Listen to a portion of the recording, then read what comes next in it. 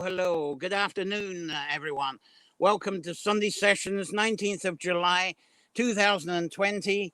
And hooray, we're outside.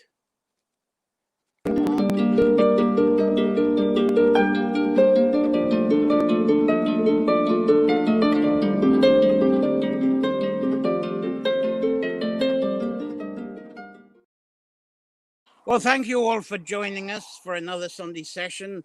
Those of you watching live on Facebook and on YouTube. And as usual on a Sunday, this is our time for exploring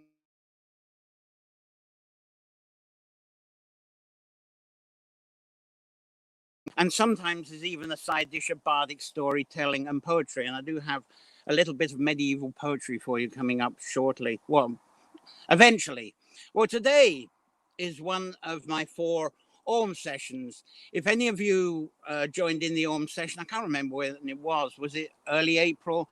It just went on and on. It was just me with I just had a mobile phone, just no notes, just rattling on, and it went on forever.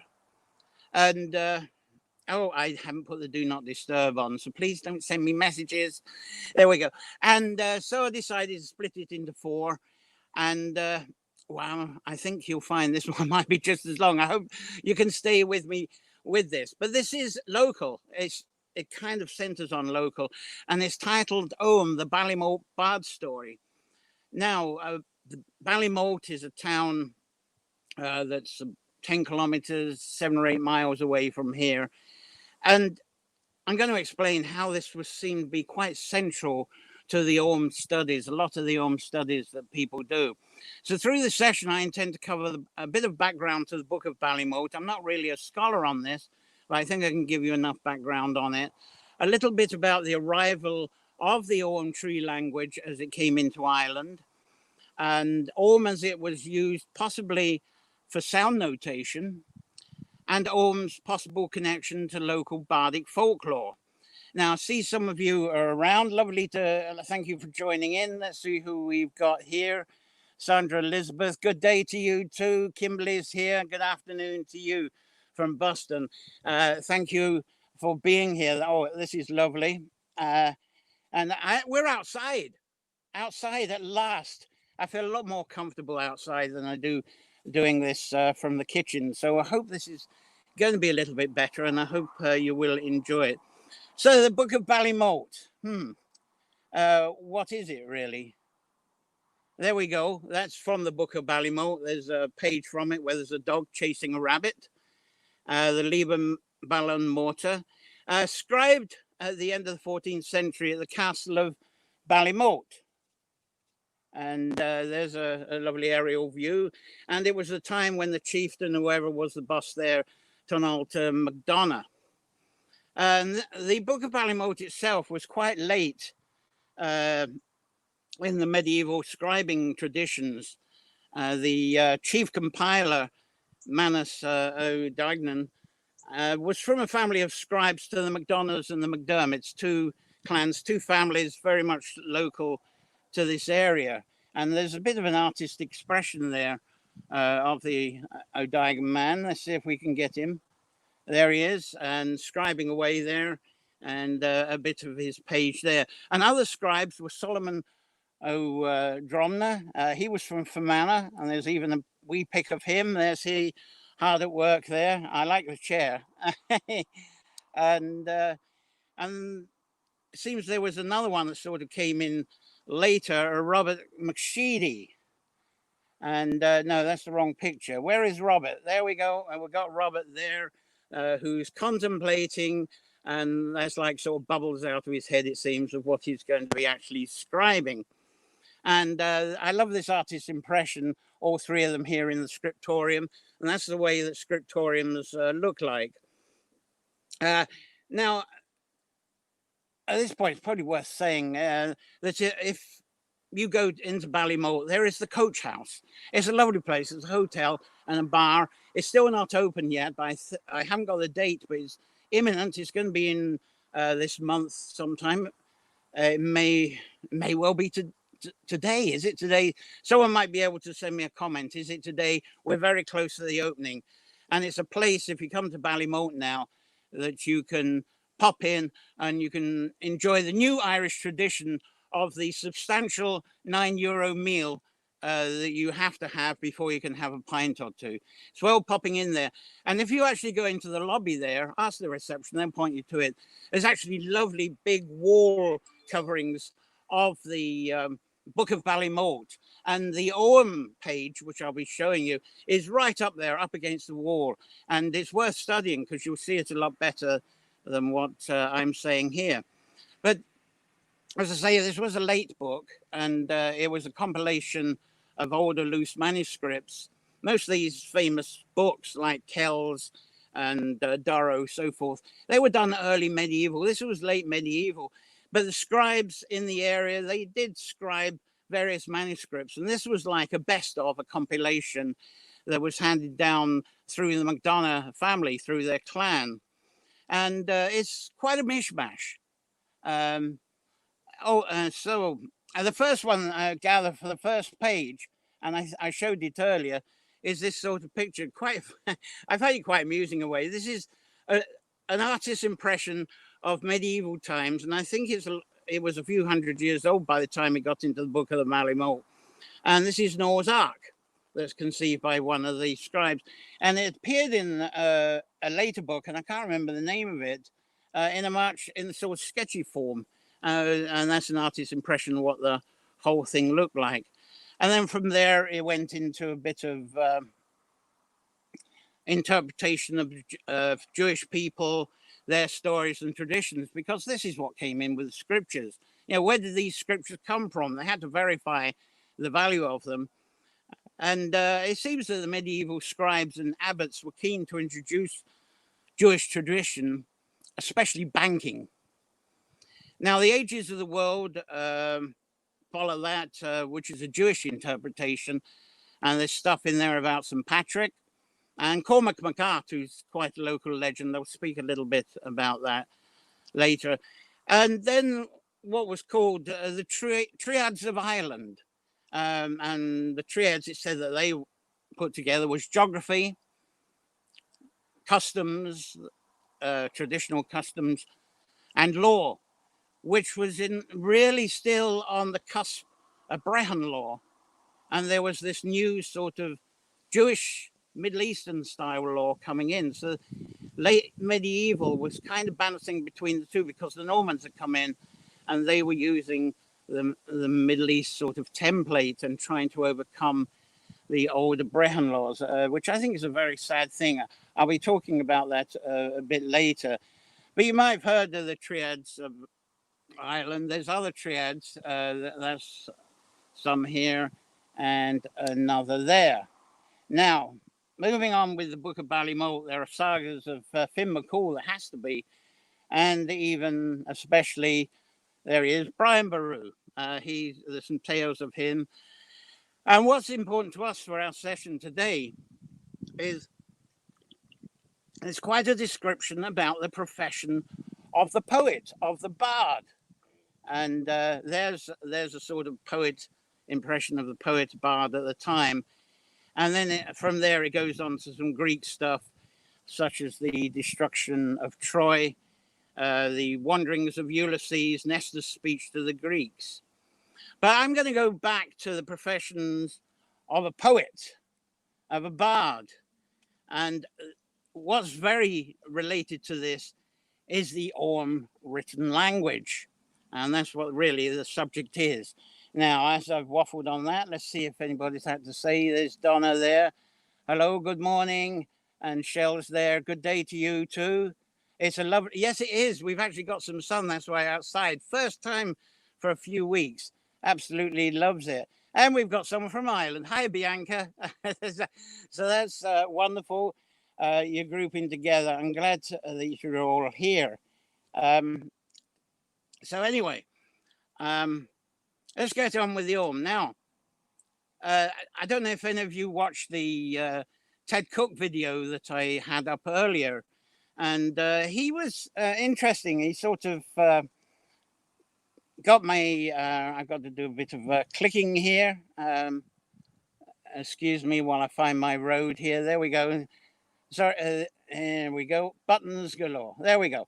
And Ted Cook, here he is. There's Ted planting an oak tree. He absolutely adores oak trees. He's got 32 acres of native woodland, and I think he's probably got quite a few oak trees there. But he was saying how the Ogham is actually a recent language, and he claims there's much more recent than the origins of the Gaelic of the Gaelic. Anyway, there's quite a there's quite a discussion on that. I give these Ogham talks, and come on, I give these Ogham talks, and it's really from the little stories I picked up. I haven't got a picture of the cover, unfortunately. We have one lad who's actually moved into just outside of Boyle, and he, God, how can I forget his name? Oh dear, brain dead on that. John Paul. I know it was just as Sean Paul. I'll get it later. But look out for a book called The Poet's Ogham, and he spent 12 years in intense research into this. And if you're really keen on the Ogham, look at Patton, John Paul Patton. Look out for that. And that's a huge study. What you're going to hear from me is stuff that I've picked up from storytellers, people I've met and discussed along the way. Anyway, Ted Cook, he says it's medieval. Well, he's got some, not medieval, he says it goes back to the Iron Age. And there's some sense in that, because the earliest reflection we've got on the Ogham that we can physically see is actually of these Ogham figures on stones. And these are stones from the Iron Age. But if you think about it, Iron Age was about creating iron. And it required chopping down quite a few trees to create the charcoal to create the iron. And they couldn't really chip away at these stones without having some iron. So there's the thing. We think it's perhaps Iron Age because they could actually chip in the stones. When you think of Ogham, most people, they think of the stones. But was there something before that? Now I'm going to talk more about this. I've got to talk on the stones, on the Ogham stones, sometime at the end of September. So I'll move along from that. And here's an artist's impression of a stone. And you might be familiar with some in your area. But the stories that I've heard, it takes the Ogham back to the Bronze Age, to the Tuatha De Dannan, and a character called Ogma. Some people say Ogma. And here's an artist's impression. And interestingly, he's got some way of chipping away at stone there, but that's just for, I suppose, license for the artist who did that.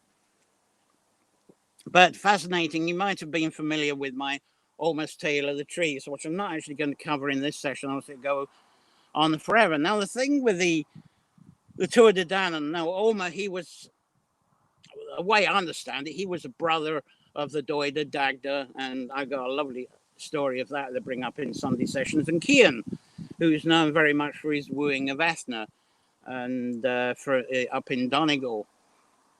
But you'll know the story if you're familiar. The Tuatha De Dannan, they were very much sort of farming people, and organized farming, and they'd really started to farming in higher areas because they could get their food quicker. It took a long time to chop down trees, but eventually they did. They got down some trees, and then there was that invasion by the Milesians, the sons of Meal. And there's an artist's impression. There's one man there waving his spear, but it looks like the thing that sent the Tuatha De Dannan underground was when they brought the pipers in. So we have the piper left, so they attacked with the piper.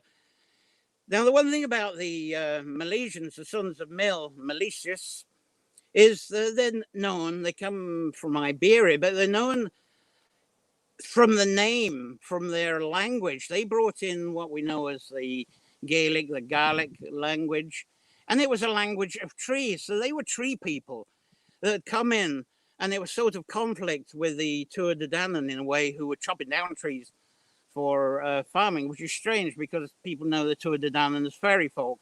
But I've covered that on other Sunday sessions, how that came about. But anyway, let's focus on them being tree people.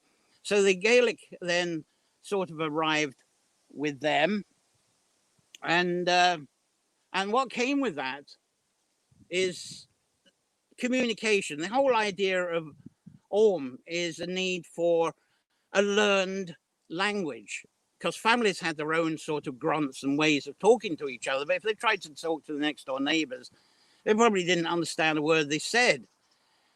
So there was this need for a language that could be duplicated. And this is where the Ogma came in, because it said that he perhaps used hand signals to start with. I know it's interesting, there is 20 symbols with the original, and you can really knock out 20 symbols by the way that you mess around with your hand. And I would imagine, because the Tuatha De Dannan were very much into their measurements, calibrations, they could put sticks. They knew how to put sticks at equal distances, and the language would build up from that kind of logical language. And so people would be educated, learn this, communicate with others. So there we have the first division of scholars and people who didn't learn stuff. So imagine that was quite a division.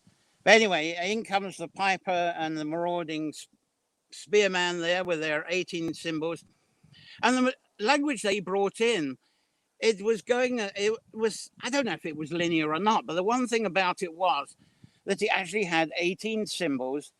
There were symbols of trees. Now, this is a sort of a modern way of looking at it, because the way that they did it is that they put all the vowels at the end. This one, it starts off with the A vowel, but they actually started off with Beth, and they had the hazel, and they moved on. And then the oak very early on in their alphabet, and if you study the Ogham, those trees are way down. So they came in with these 18, and certainly in Scotland, if people learn in the Gaelic there at school, they recite the 18 trees, and they don't go A, B, C, D. They actually recite the trees.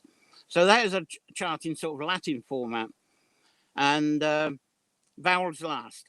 But then the one thing we don't know, did the early Gaelic look like Ogham symbols? It's very hard to tell.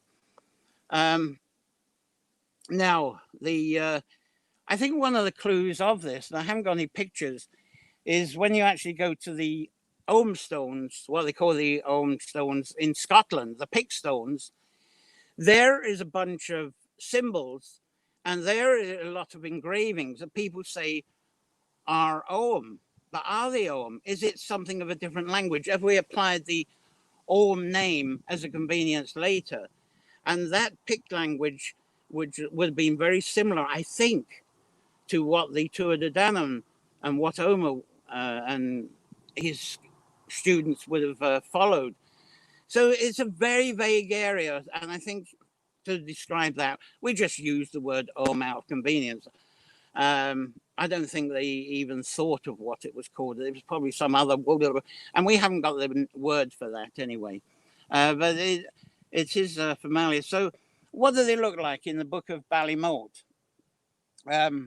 Now, what have I got here?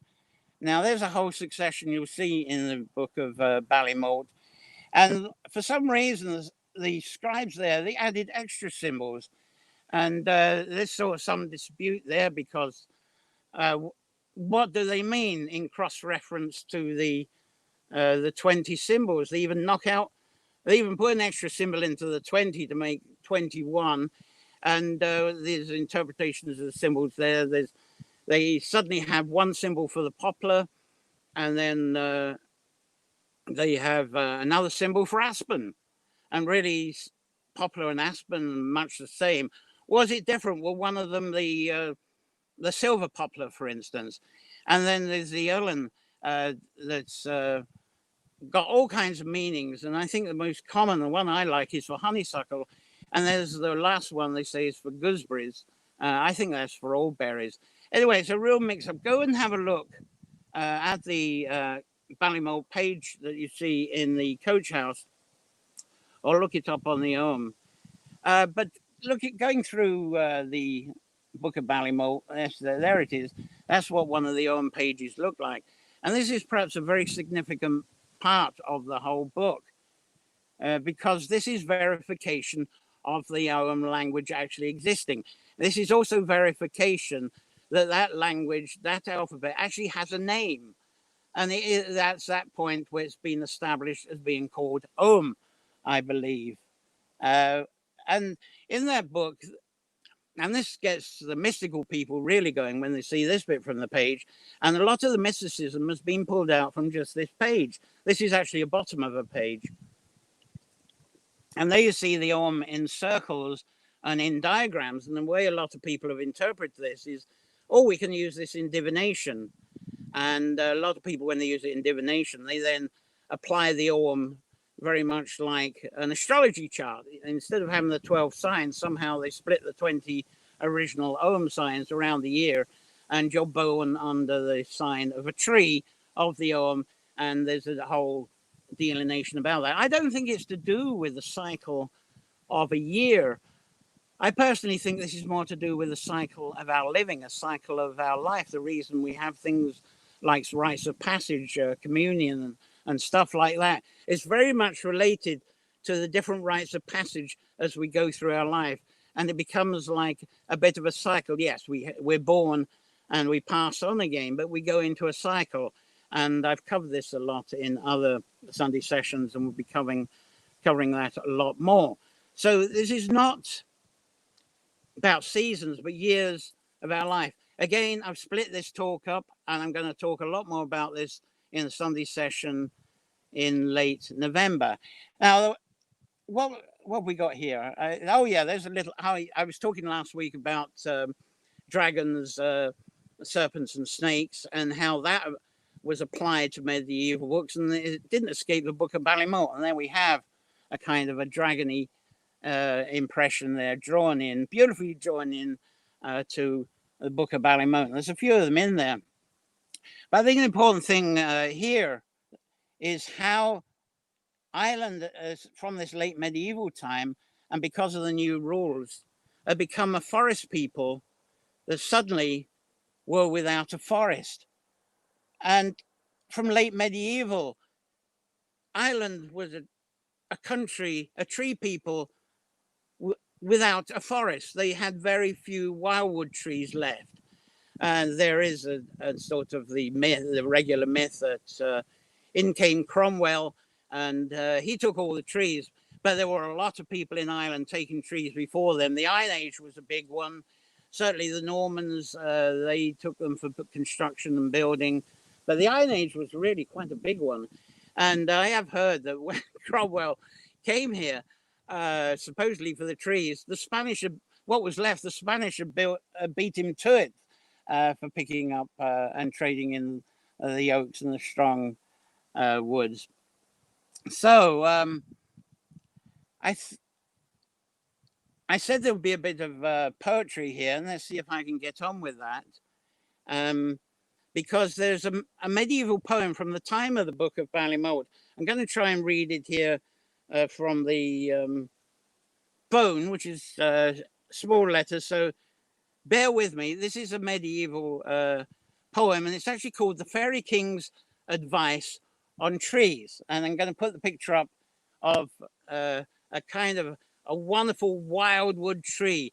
A wildwood tree is a tree that naturally plants itself, where an acorn through nature, through falling in the wind, through dropping, or through being moved by a rabbit or some other bird or animal, and it just finds its own place and grows. That's what a wildwood is, and that's what is so rare in Ireland. So here we have the Fairy King's advice on trees. The plant woodbine, honeysuckle, if thou burn, wailings for misfortune will abound. One extremity of weapons, points, or drowning in great waves will follow. So burn not the precious apple tree of spreading and low sweeping bough, tree ever decked in bloom of white, against whose fair head of all men put forth the hand. The Shirley blackthorn is a wanderer a wood that the artificial burns not. Throughout his body, though it be scanty, birds in their flocks will warble. The noble willow burn not, the tree sacred to poems. And within this, oh, I got to show off on this. There, the willow, because of course we're in a temple of willow here. And within the blooms, the bees are a sucking, all love the little cage. And this is this willow cairn. I love that line. The graceful tree with the berries, the wizard's tree, the rowan tree. But spare the timber tree, burn not the slender hazel. Dark is the color of the ash. That's timber that makes the wheels go. Rods that furnish the horseman's handle. His form turns battle into flight. And then tenderhook among the woods is the spiteful briar as it burns him that is so keen and is so green. It cuts, that flays the foot and advances the forcefully dragged backwards. Fiercest heat giver of all timber is the green oak. From him not may escape unhurt. By partially for him the head is sat on aching, and by his acrid embers the eyes are made sore. Of course, oak sometimes used for firewalking. And there's alder, very battle witch of all woods, a tree that is hottest in the flight. Well, for it to be hot, it really has to be dry, I tell you. Undoubtedly burn thy discretion, both the alder accompanied by the whitethorn. Burning the whitethorn, burning the... Oh, goodness me, that's a tough one, isn't it? But holly, burn it green, holly, burn it dry. Of all trees whatsoever, the critically best is holly, an elder that have brought bark, tree that in truth hurts sore. Him that furnishes horses to the armies from the she, burn so that he be charred. Well, the elder is the tree of the she. And a lot of us think the hawthorn is. Interesting story on that. The birch as well, if he be laid low, promises abiding fortune. Burn up the most sure and certainly the stakes that bear the constant pods. Put on the hearth, if it is so please thee, the russet aspen to come headlong down. Burn, be it late or early, the tree with the praised branch. Patriarch of long-lasting woods is the yew, and it's sacred to all feasts, so it is well known. Of him now builds ye darkened vats of godly size. So that's a waffle through the Fairy King's advice on trees. Let's go on to the Brehon laws of the Bronze Age. Now that's fascinating. That comes with the trees, that comes with the Ogham, that comes with the Gaelic language. And the Brehon is the Gaelic foundation of how to live, how to be balanced, how to treat everyone equal. And some of them, when you read through, they seem quite crazy. I know some of the examples is that if you murder someone, that you have a mediator and the two parties get together and the mediator is there to mediate what you're going to give back in return for taking someone of the family away. And quite often the decision is you have to donate 8 to 10 cows for murdering someone. Now, if someone stole the Bards shooting key, which was made out of metal, that could be 15 cows. And there's another case that I thought was lovely, is like that of the beekeeper. And the beekeeper, to have honey, the bees have got to spread over everybody's land all around. So a landowner might come and say, hey, beekeeper, your bees are over on my land, they're getting the blossom, and you wouldn't have honey without that. So come on, you owe me some honey. And so through the Brehon laws, through the mediator, they will decide how to split up the honey. And Brownlaws, apparently, through story, St. Patrick was quite keen on the Brownlaws, though he was still bringing in the Middle Eastern Palestinian. He liked the Brownlaws and he kind of reformed them.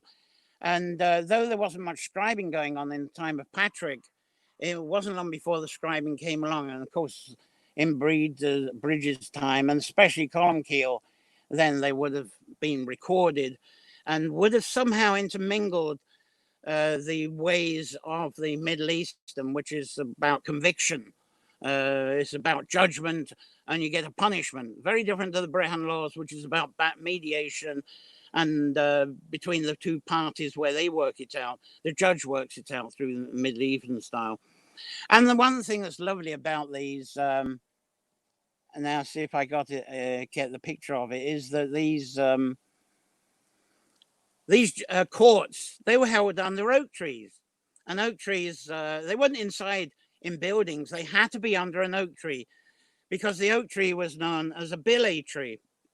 And I've come across in the session the billy tree starts off from a story that Malicious, the Mill, the father of the sons of Mill, that his father was half hazel tree. And so that's said to be how they became people of the trees, because there wasn't a separation from the tree. So the grandfather of the sons of Mills was a hazel tree. And so they had to have a special precious tree, which was a tree that had been planted by nature, not by humans. And the biggest and the most oldest of them was where court was held, because that was the mother. That was what was holding the family. That's what held the clan together, was this billy tree, because the half hazel grandfather, his name was Billy. Not Billy, not William, Billy. And later on, when the clans, they established their billy tree,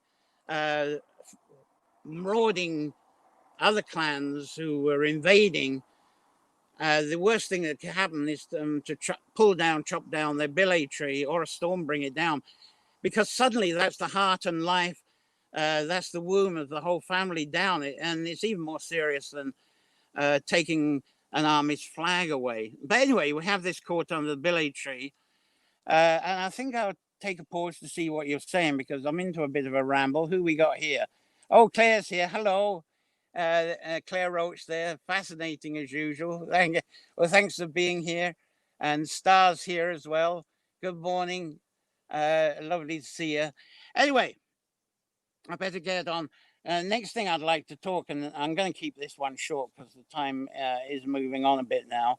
And that is, where am I? Buttons. There we go. And I'm going to move then. Is the Ogham notation. Ogham used as notation. I'm trying to think, what's that picture up for? I was looking at a picture. I'll probably find out what that's for. It was said that speech and song were all the same. Today I'm talking like this. I'm not singing about it's two different things. We sing a song and we speak in a sort of monotone voice, and but it's said that in the past there wasn't that separation, that we spoke in song. And so in order to teach the Ogham, that each of the Ogham symbols was said to have a tone. I don't know what it is. I don't think anybody knows. It was a knowledge that wasn't passed down. We don't know what the notes of Ogham are. But it said that each tree had a sound. And I'm wondering how much that is inspired, because if you actually pay attention to a specific tree, if you actually sit and you get into some sort of mindfulness, especially when there's a wind, you'll notice that the leaves rustling in one tree will sound very different to the leaves rustling in another tree. And I sometimes think, is this what contributed to the coming from a tree language into notation? Now, there's a famous story. Let's see if we've got some sort of bard. I'm kind of got my pictures all muddled up here, so I'll catch up with them in due course. But there's a story, and I'm going to come into this one in more detail later when I cover the Iona story of the Ogham. But you might be familiar with the stories of Columcille. That once he got to Iona, he was known as by the Latin Columba. And the big story of Columcille, as far as Ireland's concerned, especially County Sligo is concerned, is that the various places he studied, one person he studied under was St. Finian. Now, some people think it was one St. Finian, some say Finn. I think there was two of them, maybe three. And there's a story variation that Columcille went back to where he studied in Moville at the head of Strangford Lough. I personally think this was at another monastery that he went back to, Dromin, which is near Ardee, which is quite famous in the Bridget story. You might be familiar on that. I think that's where it got established. So that's up in Louth. So we have these mixed up with the Finians and Finians. But the big story there was Columcille. He wanted to go there because he had heard that there was they had scripted a book of Psalms there. And the book of Psalms, I'm looking for pictures. I had some pictures of this and I just obviously didn't put them up. Anyway, the book of Psalms there said that his attraction was the book of Psalms had notation, because you may be familiar that Psalms, they're songs. Let's have a bard here that's singing. Let's imagine he's singing. There he is. He's singing a psalm there. And here is a psalm here that I've got. And that is the psalm that's actually been put into notation. It's not the Ogham notation, but it's just to show that a psalm has notation. Now, what if that was in Ogham? That's something that Columcille would have understood. And because he was quite a student of the Ogham, or the symbolic language that became known as the Ogham, because strangely, he might have actually learned that from a German bard called Gemmen down there in County Meath when he was studying at Clonard. So this is where did the Ogham name actually start? Was it just a bunch of symbols that were related to trees? And I think that's all it was understood as well. And this Gemmen had shown him that. So here was this sound of the trees with the psalms. And I can imagine Columcille getting really excited, because he advanced scribing and scriptoriums more than anyone before him. This is what he was very famous for. Anyway, he made a copy of these psalms, possibly with this lovely notation, and because he believed that any scripts needed to be copied, needed to be shared. But in those days, scriptoriums and scripts, they were currency. A monastery would be able to establish themselves as a wealthy monastery just based on having a big book, more precious than cows. And this was sort of their prestige. It was their hoard of gold. And in a way, this is what the Book of Ballymote was probably created for. Let's get all these papers that you've got, MacDonald, and let's put these all together and let's make this wealthy. Let's get some real estate out of this book. And I think that's what the Book of Ballymote was for, is to actually create wealth for the area rather than actually be a study for scholars. But of course, it has become a study for scholars. So Columcille is subscribing this copy. It's a very long saga, which I'll leave to a session that's going to be at the end of January, the Ogham and Iona. But we led up to the famous Battle of the Books below Ben Bourbon. And as I say, that's another comment. So let's see how you're doing here. Anyone chatting? No, you're now. I think at this point, let's. If I can ask, if you can actually, if you're watching this as an archive, still leave your comments, leave your questions. They can come up in future sessions. I'd appreciate that. Thanks very much. Now I'm going to go into the fourth, and it's really the final slot of this a lengthy thing.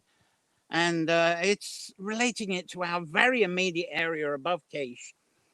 And I'm really sort of stretching this in a way, but we have Cecht Coarran and the hill of Cecht. And Corran, with different spellings today, is very famous in stories being, I believe he was the son of the Doi, the son of Dagda, which would have meant that he was kind of the grandson of Ogma. Some say that he was actually the son of the onset, but I don't go with that one. I'm going with Doida because there's a lovely story that I have shared in Sunday sessions and will in future around mid-winter of the birth of Corran. So this is not really of Ogham, but certainly what I want to bring on is the idea of the Ogham being, well, there we go. Let's bring that picture up again and imagine that is Corran. And there's a lovely artist impression, and it goes way back. And this is this goes inside the Cecht caves. That is a very ancient picture, and I can't remember where it came from. And that's from quite an old manuscript in itself. I think probably 16th, 17th century. A lovely picture. And here's one here that Martin Byrne, if you're familiar, he sometimes takes groups up there. That's his wife. And his wife is one of 3 daughters who are all harpists, harper bards, and they are enchanters. So I'm thinking here of Ogham as being a medium for enchantment. People who use the Ogham today, and they use it in divination, seems to be their intent and purpose, is they believe that the Ogham is a gift from the goddess, a gift from the god, and it's here to be used as an enchantment. But what is an enchantment? I did, at Easter time, I do go over the 3 trees, the resurrection via the 3 trees, 3 tries, where the 3 strains of melancholy, joy, and dreaming. And those strains, they're really enchantment. And enchantment to me is connected with divination. So how was this bardic inspiration, this enchantment, recorded? Was it recorded in something similar to Ogham? And there we go. There's another bard there doing some serious enchanting. And to me, barding enchantment is an encouragement and an inspiration into experiencing, visioning, and living life head on, rather than entering into combat. So how do we enter into love rather than combat? Through enchantment. And that's a question. I'm really diverting here, but this is one purpose of Ogham and the bardic lore, how we can pull that together. And enchantment to me is when we can actually see ourselves and our potential. And we can do this by a song, by a poem, through a tune, or throw them all together. And to me, that's enchantment. We can go for an obstacle head on and accomplish stuff. And when we do that, we feel heroic. And when we do this, we go through all those 3 strains, don't we? We do go through the melancholy, joy, and dreaming. And through all those 3 strains, we're actually heading into things head on, and we accomplish stuff. And don't we feel grand about it at the end of it? We feel heroic. And to me, by following ourselves through like that, that to me is enchantment. And I think enchantment is a process where we actually delight people. We delight someone. We could use enchantment to make people afraid, and people do that. But to me, enchantment is to be full of wonder. Come on up. That's that woman, feeling of wonder. And when we actually encounter life, the enchantment is, we're not here to serve an answer to questions. To me, enchantment is a process of divination, and using the tool of symbols such as the Ogham. Let's get back to it. And here we go. Let's get this one up. That's from the Ogma Tale of the Trees. It's a process of poetry that becomes enchanting. Now the divination, I'm going to carry on in November about that. But I do feel that us humans, we're not really conscious beings. And you might have heard that from the video from Ted last week. And I believe that we really do need sanctuary to reconnect. We really do. And I always bring this down to sanctuary because the center of all this is knowing our personal sanctuary, whether it's the garden or a little woodland. But we need these aids to remind us that we are alive. We need sanctuary to motivate our unwinding from our sanctuary space. And I covered this with the serpent talk last week. We always need that sense of recharging and realignment. And linear language, I think, gets in our way. Linear language, regular Latinized language, it seems to create questions that are always demanding answers and always seems to create divisions. There's always a beginning and an end. I think we need language that explains less and interprets more. And I think a tree, here's a nice tree. This is in Lockgill. And I think a tree is something to hold of as a symbol of the Ogham. So you find a tree, hold on to that vision. And here I got Dua the Oak here. And I relate it to accountability as used for a judgment. As I mentioned, the oak there was very much the court of the Brehon law, where mediation took place.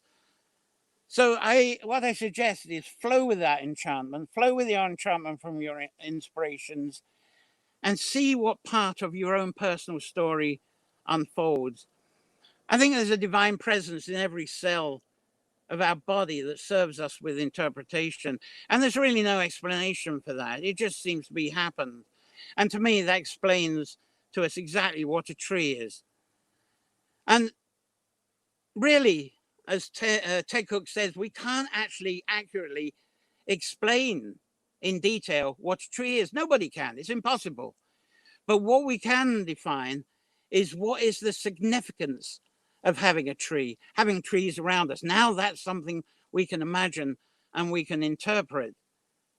So maybe it's Ogham that is a language that has moved us from trees to symbols. And I do believe that that might have been an important intent of the Book of Ballymote. Yes, it became a valuable book, but is it a book that archived enchantments? And I'm going to come back to this in future Sunday sessions. So I hope that made some sense, and I hope that inspired you in some way, because that's my own, the Ballymote Bards session for you today. Thank you for watching. And before I go, I'd like, I'm going to go to the banners. This is banners time. Oh, I see there's one or two new comments. Hi, Marcella. I have a photograph of thesis interpreting Ogham. Oh, fantastic. Yes, post that. And with, we might be, how about if we got you live and you can actually present that at no other Ogham session later on? That'd be fantastic. I haven't quite finished yet. There's Donna there. Oh, yes. Enchantment is my favorite emotion. If we don't have enchantment, I don't think we can live. That's how that's what I think I was trying to put over anyway. And Sandra, inspired. Thank you for a wonderful session. So this is, thank you for actually staying. And let's get my buttons on this. So I go through the things here. Yeah, do join our Curracroy Sessions Facebook group. I do look for that. And we got Curracroy Journal on YouTube. And also the audio version, I'm catching up with it. Look under Tree Sanctuary, that's on Spotify. And Sunday sessions are listed in the website carracrorycottage.com. And to keep this sessions going and the gardens going, there is the summer fundraiser. You can do that through the PayPal. Thanks very much. Some of you listening have been great contributors and supporters. Thank you. We're way ahead of that. Now let me tell you what's coming up in the future weeks, because I will hope you can participate in some of the things that are coming up. 26th, that's next Sunday. Garland Sunday stories. It's going to be inside because it's not very good weather forecast next weekend, unfortunately. And then on the 2nd of August, Lunacy Gathering. If you've got something to offer there, do approach me. Let's share you online like we did with the Create Poetry. And then the big one, 8th of August, the First Harvest Gratitude. Hopefully I won't be doing much talking in that one. I want to hand that one over to you. So please, we're going to have more horsepower. Hopefully it'll be outside. There's going to be more horsepower where we can have up to 10 of you sharing the screen here and explain to you explain your inspiration, what First Harvest is, what your gratitude is. Right now, it's really incredible, abundant berry picking. Talk about your berry picking. Talk about your vegetable harvest. Talk about what is ready, what you're eating from the garden, and the gratitude of that, the first harvest. So either approach me to speak live, share the session, or pre-recorded videos up to 5 minutes. Let's make this your session and one where I don't do the talking. So I'm going to have extra horsepower to be able to do this, because I hope there's going to be more sessions that's more than just me talking. So send your contributions to me. Before I leave, any more chats? I love all this chat from you today, and thank you for being here. You're full of your thanks here, and it's time for me really to depart. And thank you all for watching Sunday sessions. Please keep the comments going, even if you're watching this after being live. Enjoy a safe week. Enjoy a week full of wonder, inspiration, and celebrations, and your enchantments. So until next Sunday, play well. Bye-bye.